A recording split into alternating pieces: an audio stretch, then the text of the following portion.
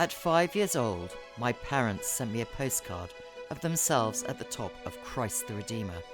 I've been desperate to go there ever since.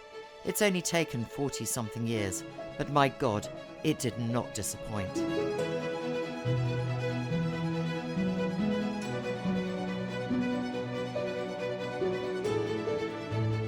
Iguazu Falls, located on the Brazilian and Argentine border, my first destination in Brazil, albeit a year before this entire trip, when I was en route to Argentina and Antarctica.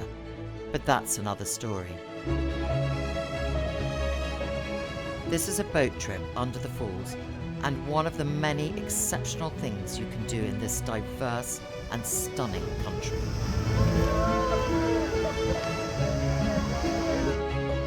One of the advantages of staying at the Belmond Hotel, which is located within the Brazilian park boundaries, is having exclusive and private access after hours, so you experience the magnificent falls and the walkways without compromise. Brazil is of course the size of Europe, and what I recommend will depend on the time of year that you wish to travel. But for now, these are some of the highlights of what I saw. For most people, you will want to visit Rio. You'll want to see Christ the Redeemer, the Sugarloaf Mountain, and Santa Teresa, a boho neighborhood in the hills, full of small boutique hotels, art galleries, and home to the last remaining working tram in Brazil. This iconic city needs both professional drivers and guides, as it just isn't advisable to do it on your own, ad hoc, or without planning. There are surprisingly few luxury and boutique hotels around, and even fewer that I would recommend.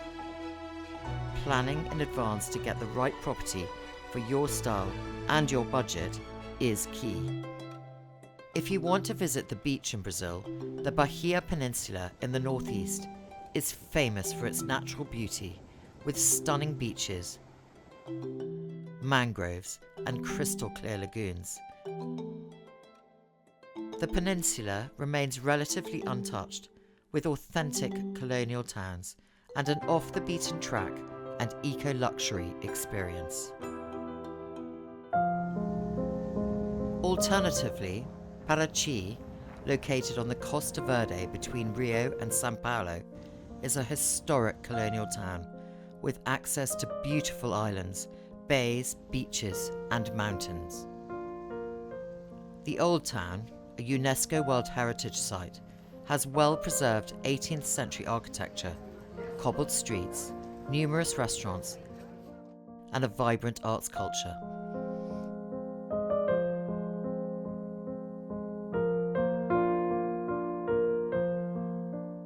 Accommodation ranges from the small boutique hotels in the Old Town to stunning private villas in the bay, where you have the use of a boat rather than a car to get around.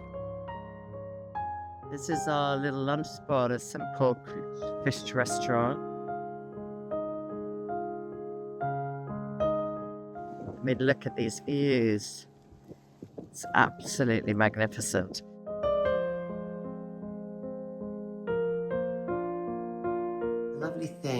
The lovely thing about waking up in the morning when you've arrived in the dark is seeing where you are. And this is the view of the lake at Beach-Ipoca, 4 hours north of Rio, which is a community project. And that's a rather sweet little outbuilding there. I'll explore more. If you don't have time to visit the Pantanal or the Amazon, then you can instead visit a Beach-Ipoca.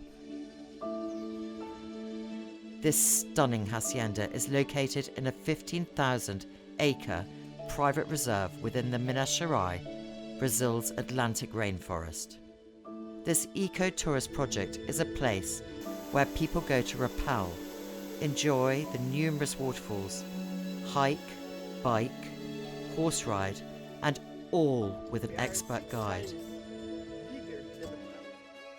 And then we come to the big family, Sculptures from Burning Man relocated to the Atlantic rainforest. Their size alone is awe-inspiring. They represent mother and child, epiphany, ecstasy, religion, and the seed of life. They are a truly emotional experience. Brazil is not for everyone, due to its sheer size and complexity, but it's a destination that speaks to the soul. From the iconic spirit of Rio, the joyful extravagance of its carnival culture, beauty of its rawness amidst wild landscapes. It's a bucket list experience. It works as both a standalone destination or combined with Argentina, Uruguay, and Antarctica. This is my view, Brazil.